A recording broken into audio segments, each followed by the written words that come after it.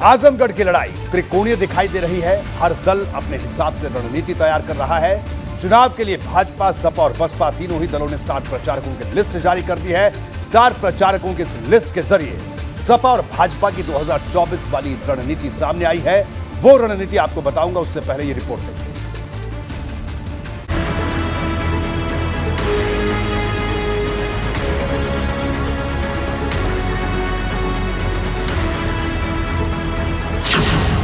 उपचुनाव की फाइट, किसका भौकाल टाइट?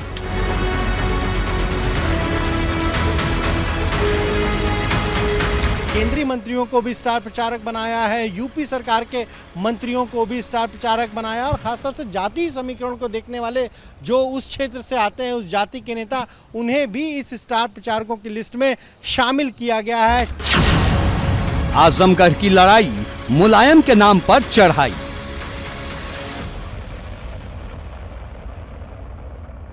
समाजवादी पार्टी के संरक्षक और सांसद मुलायम सिंह यादव का नाम सबसे ऊपर है इस लिस्ट में।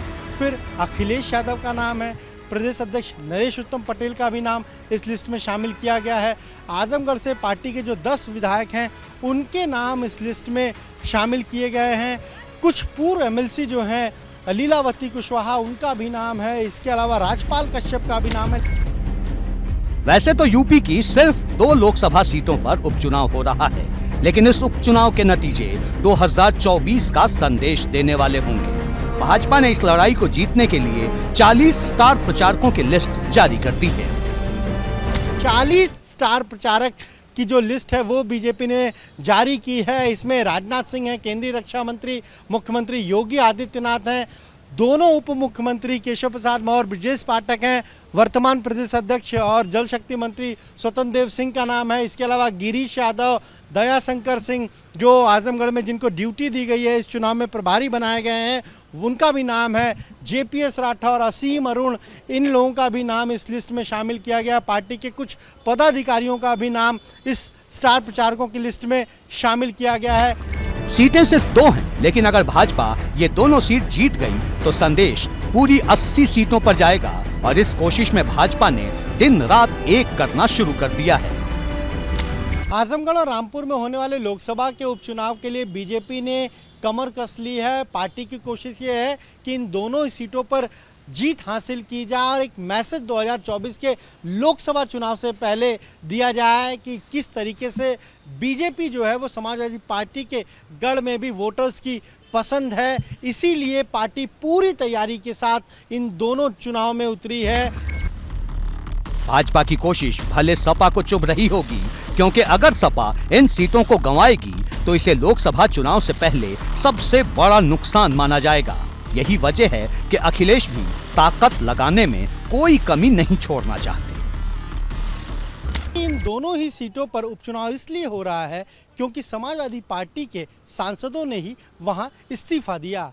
आजमगढ़ से तो खुद अखिलेश यादव ने इस्तीफा दिया और अब वहां उपचुनाव हो रहा है।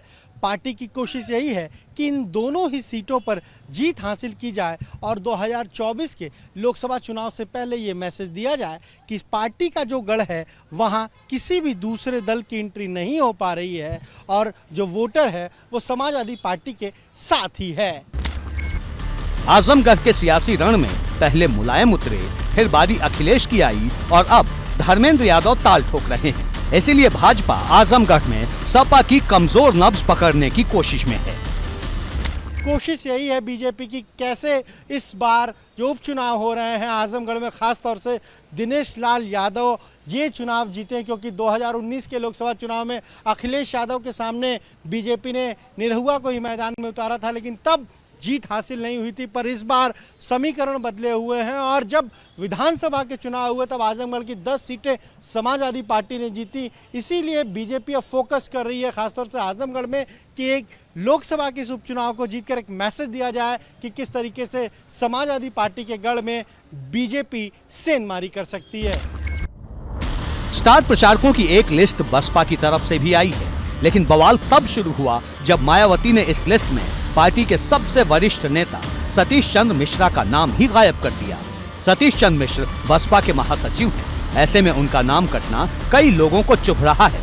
सतीश चंद्र मिश्र के करीबी नकुल दुबे, जो अब बसपा छोड़कर कांग्रेस में शामिल हो चुके हैं, उनकी बात सुनिए। माननीय सतीश चंद्र मिश्रा जी ने बहुजन समाज पार्टी के लिए वो किया है जो बहुत विरले लोग ही करते हैं। उन्होंने सन 2000 से लेकर के और 2000 अभी भी वो बहुजन समाज पार्टी में ही कार्य करते चले आ रहे हैं। अब क्यों ऐसा निर्णय लिया गया, क्या परिस्थितियां बनी हैं, इसके बारे में मुझे बहुत ज़्यादा जानकारी। यानी आश्चर्य आपको भी? आश्चर्य है, दुख है। आजमगढ़ की लड़ाई बहुत रोमांचक है और जैसे जैसे दिन बीतेंगे आजमगढ़ का माहौल और ज्यादा गर्माता चला जाएगा, क्योंकि इस उपचुनाव को 2024 का सेमीफाइनल भी माना जा रहा है। एबीपी गंगा के लिए लखनऊ से अनुभव शुक्ला के साथ ब्यूरो रिपोर्ट।